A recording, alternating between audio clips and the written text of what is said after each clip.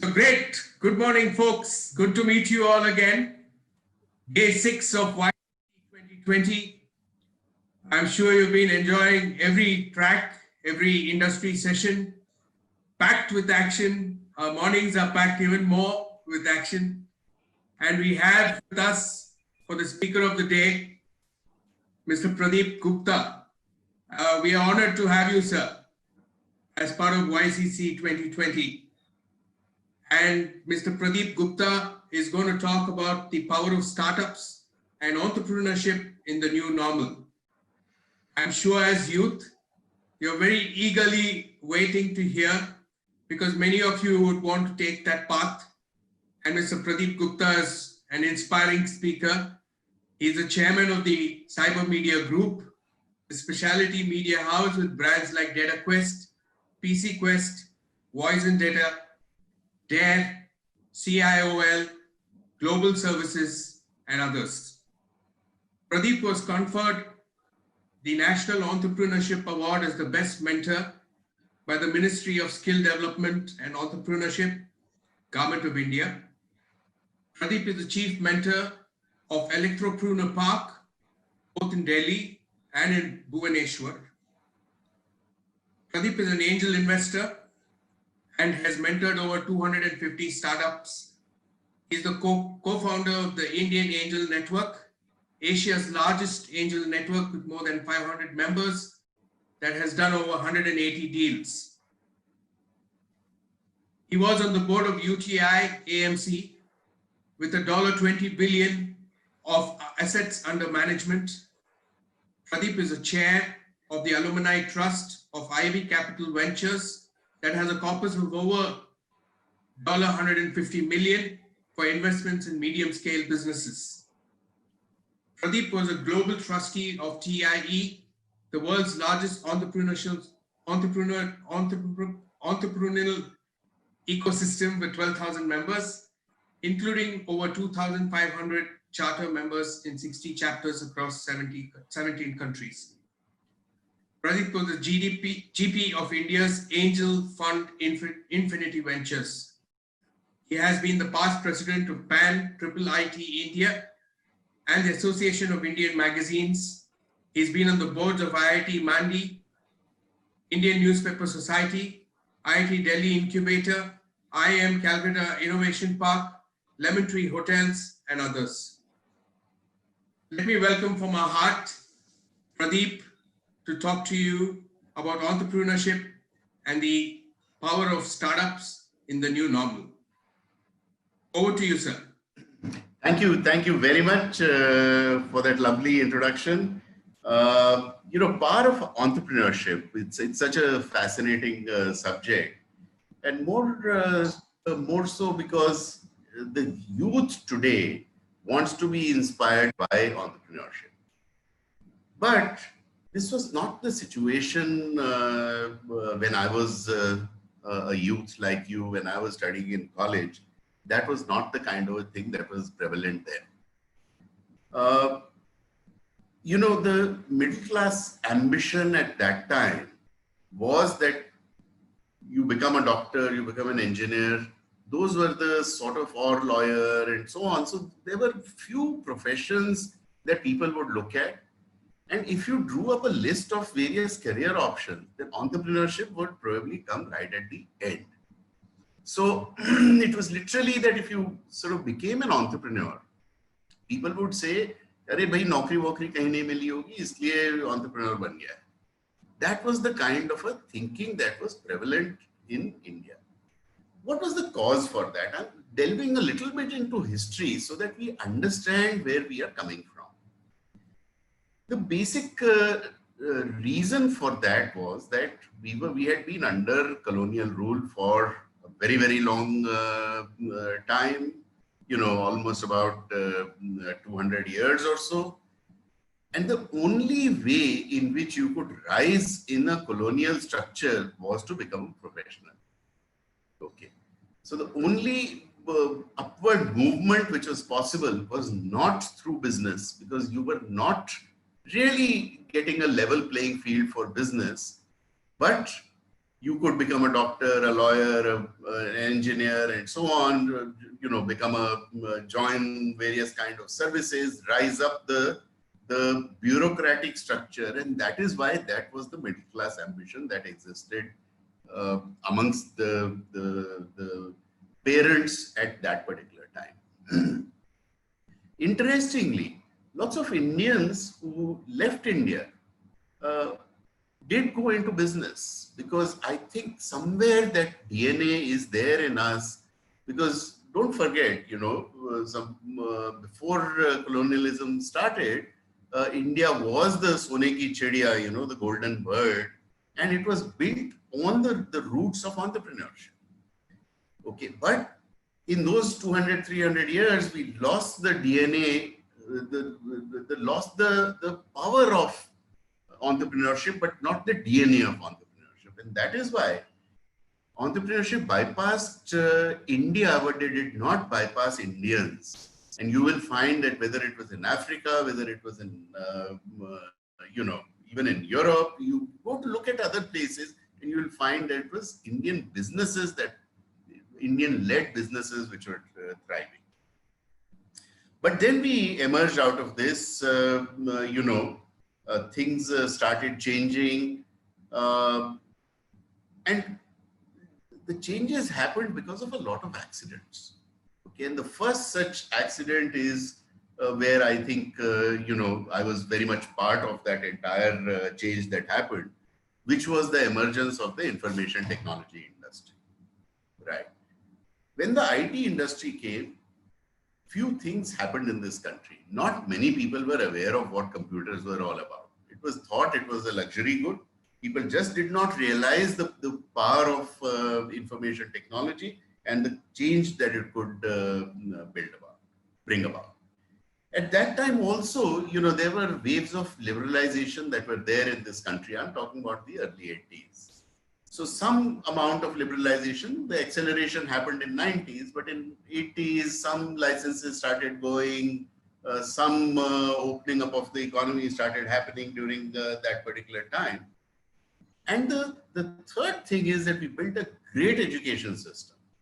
The IITs, the IIMs, and so on. And the products of these education system were absolutely world-class, but they did not have those world-class opportunities here. And consequently, a lot of them went abroad. Okay. But, their roots were in India. Their colleagues, their batchmates were in India, and jointly a whole lot of India-US access-based information technology growth started happening. And the tech sector was the leader in terms of the opening up of the Indian economy. And suddenly you found that in the 80s, a few role models started emerging, they started getting created. And the more and more role models started getting created, the more people got enthused with entrepreneurship. In the 90s, that entire thing got a tremendous amount of fillip, great acceleration happened. We really opened up, we started building cross-border businesses. Information technology did not have the constraints which are there of, the physical constraints that were there because of networks which started emerging. Towards the end of 90s, .com became a big thing. So there was a lot of money that became available. Lots of VCs started coming in, angel funds started coming in. And therefore, entrepreneurship was no longer number 10 on a list of 10, but it somewhere moved in the middle. That is the kind of a thing that started happening. But still, what was lacking at that time was that there was no ecosystem. The sort of ecosystem that is present today was non-existent just about, I would say, 20 years back. This is the time when organizations like TIE started coming in. The first angel funds, which was Infinity Ventures, started coming in. Mentors started emerging in the entire ecosystem. And suddenly you found that there were the early growth of this entire entrepreneurial ecosystem. And 10 years back, this is the time when the government also realized that entrepreneurship had tremendous power to actually change the entire economy. It was the most powerful tool for job creation, for innovation, for growth, for Make in India story. And therefore, in the last 10 years, you started having different kind of things, Make in India, Startup India, Stand Up India, Digital India, and so on. Tremendous amount of boost was given to entrepreneurship, because this power of entrepreneurship, which was hidden in us in the 60s and the 70s, started emerging in the 80s, got a fillip in the 90s, started creating an ecosystem in the early 2000s. And in the last 10 years, the power of entrepreneurship, really speaking, came to the fore as a game changer, as something which can make an impact as far as India is concerned. And the impact is not just for India, but it is also for Bharat. It is sweeping all across different kind of industries, because everything is getting digitally enabled. Everything is getting more and more connected, thanks to the revolution that we had in the mobile networks and newer and newer technologies coming up. And I think, today, again, we are at that fork in the road, right? So we have had these different changes, every 10 years. But today, again, thanks to this pandemic, this is giving yet another boost. Yes, let me repeat, this is giving yet another boost to entrepreneurship. Because what has happened is that very often we knew that digital transformation was taking place. There were these new technologies, and I must adopt them in my business, in my home, in my various day-to-day activities. But somehow these activities were still remaining in somewhere there was a mindset change that had not happened. The coronavirus, that caused that frontier also to sort of, that barricade to break and open new frontiers for us. What it meant was that suddenly people are waking up to the fact that you can act, right? You don't need to work from an office space, because today's technologies ensure that you can do, collaboration. You can work while sitting in different places. You can actually sell a product over telephone lines and over video calls and so on. You can actually demonstrate various kind of services that you have, products that you can have. You can have your business running without having to use some of the old ways of doing business. There are new ways of doing business which are all tech enabled. Okay. And by the way, when I'm talking about entrepreneurship, I'm not just talking about entrepreneurship in the tech sector. I'm talking about tech enablement. So if you look at, there's several examples. If I look at, say, automated vehicle systems, the Ola, Ubers of the world, they are not really IT companies, okay? They are taxi companies, right? But they are IT companies. They are IT companies, they are tech companies, because tech is at the core of the business that they're doing. Same is the case with the tech business enabling, let's say, travel, tech business, which is enabling various kind of services that are there. Tech business is now enabling agriculture. Thanks to Corona, now tremendous amount of technology is going into healthcare. You name it, and everything is changing because of technology. Tech enablement is the new sort of mantra which is unleashing this power of entrepreneurship. Now, what does it mean to you as youngsters? What is it that you should be doing in terms of taking advantage of this change which is taking place? First and foremost, I would say that you must be clear about what your motivations are, right? What is it that should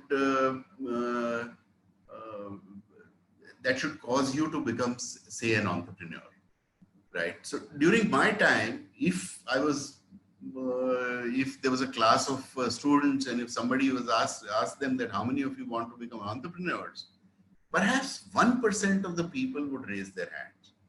Okay, today that number would be 15 to 20% of the people would say that, you know, they want to do, they want to be entrepreneurs, or they want to do something in terms of entrepreneurship.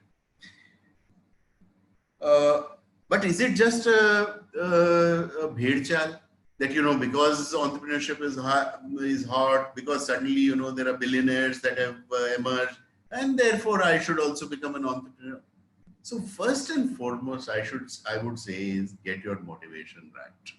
Okay, and there are two things that you can do in terms of looking at this entire startup ecosystem. These two things are that you could be an entrepreneur yourself, or you could join a startup. Okay.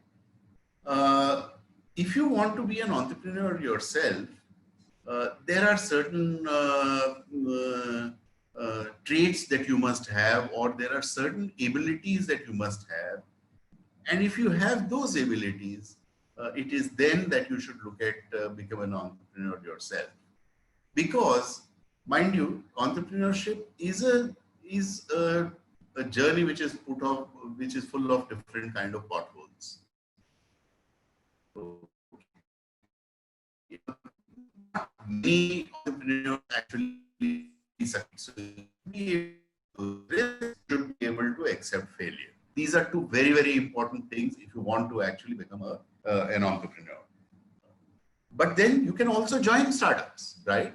So tremendous number of startups are coming up. India is now the second highest country where startups are emerging in the whole world. US being number one, the number two country is India. The sort of fillip that is being given to this sector, therefore many more startups are coming up. There are many hubs that are getting created, and therefore you can actually join a startup. But you know, again, you require a different kind of a mental makeup if you want to join a startup. For example, you know, when you join a startup, the environment is going to be very, very different. You know, it is again an environment which will be full of risk. It will be full of uncertainty. It will be chaotic. You know, you'll usually find that you have small teams of perhaps you know, 10 to 20 people. Everybody is trying to do everything. You know, you are thinking out of the box. You are keeping unpredictable hours. You know, there are very little amount of rules that are there. You are working very often with you know, partial information and so on. You know, but that is what entrepreneurship is all about. Okay, let me take each and every thing that I was talking about.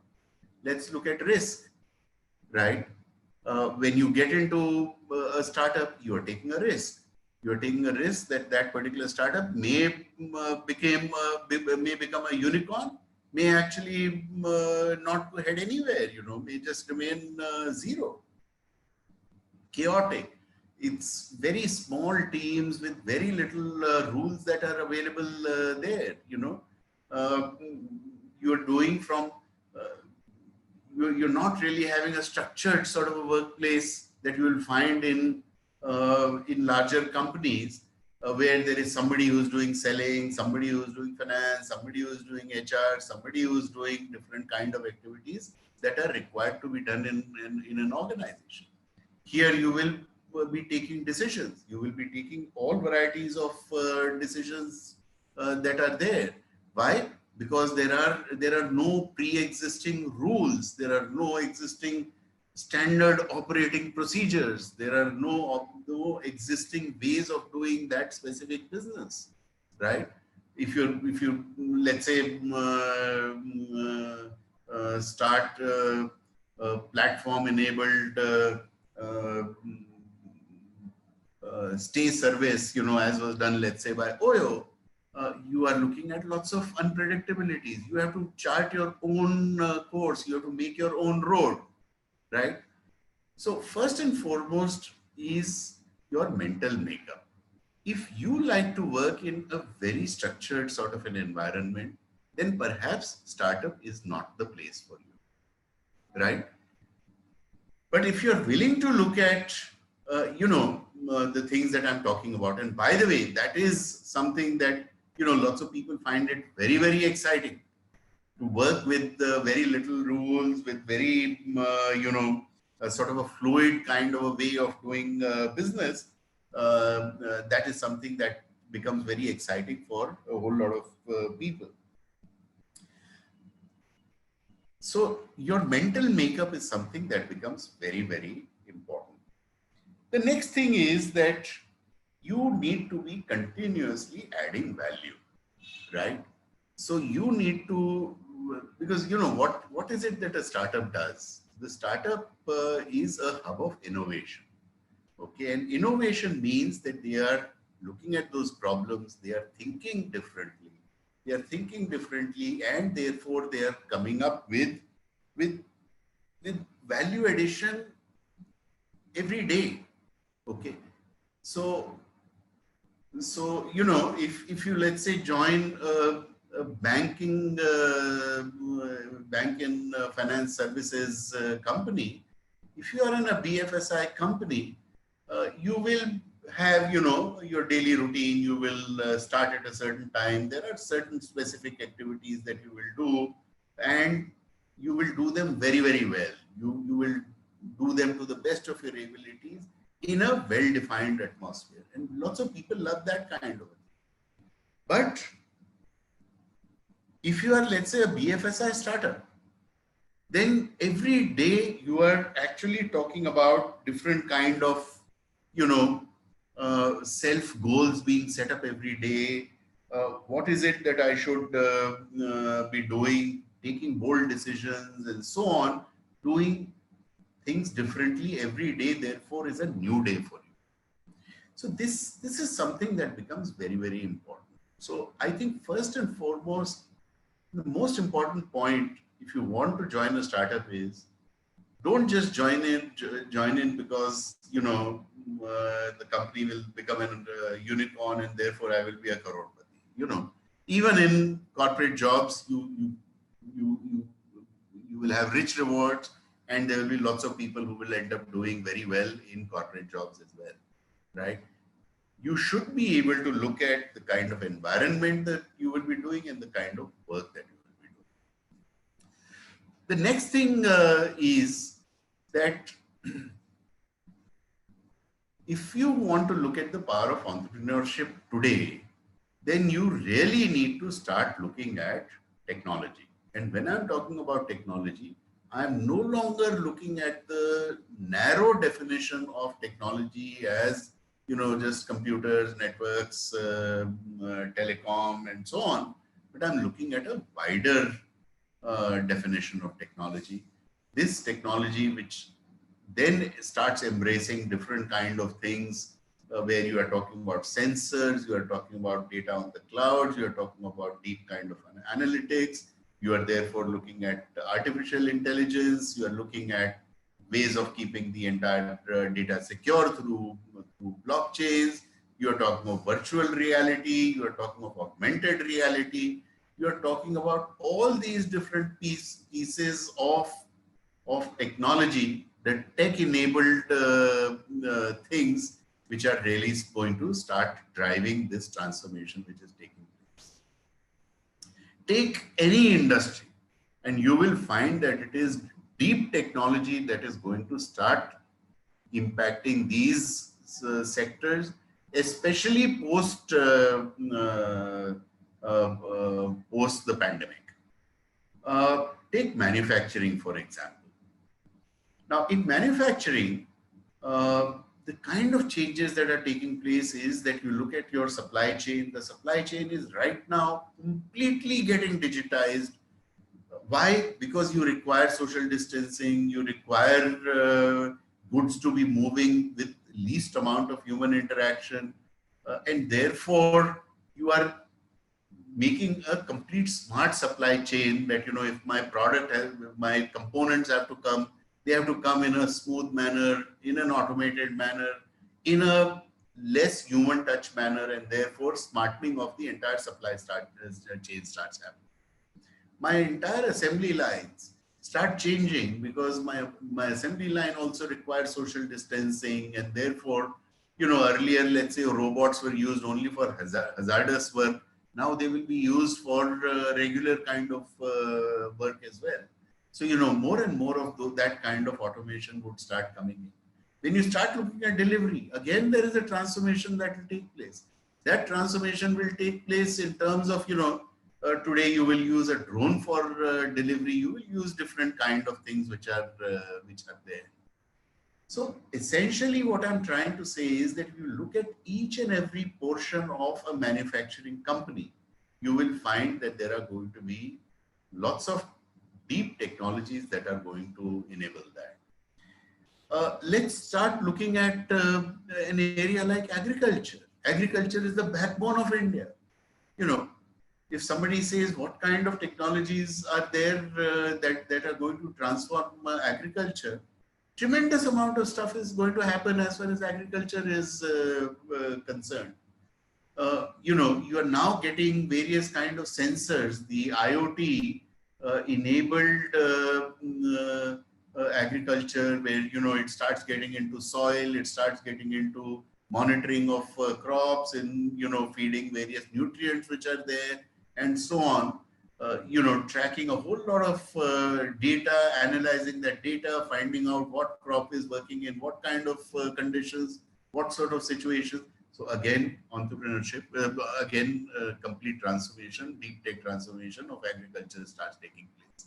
Healthcare, same sort of a story as far as healthcare is concerned, and particularly accelerated by Corona. You name it.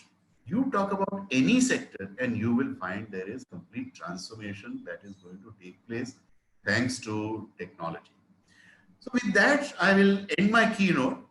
The key things that I would like to just leave you with is that the power of entrepreneurship has transformational capabilities. It can transform the entire nation, and that is what it is doing as far as India is concerned. You need to have a specific kind of a mindset to be able to absorb that power of entrepreneurship, and to be able to take advantage of that power. And that power is going to impact each and every sector of India's economy. Thank you very much. Thank you so much, Mr. Pradeep. I mean, that was fantastic. I think we are all inspired. Thanks for drawing out those thin lines between entrepreneurship as well as startups. And I think conveying your expertise and insights to inspire us this morning. It's been a wonderful session from you, and we're really thankful. And I'm sure the youth are energized to transform not only themselves, but the country, as you rightly said. So thanks again, and have a great day. And thanks for getting us started for YCC 2020 this morning. Thank you. Thank you very much. Namaste.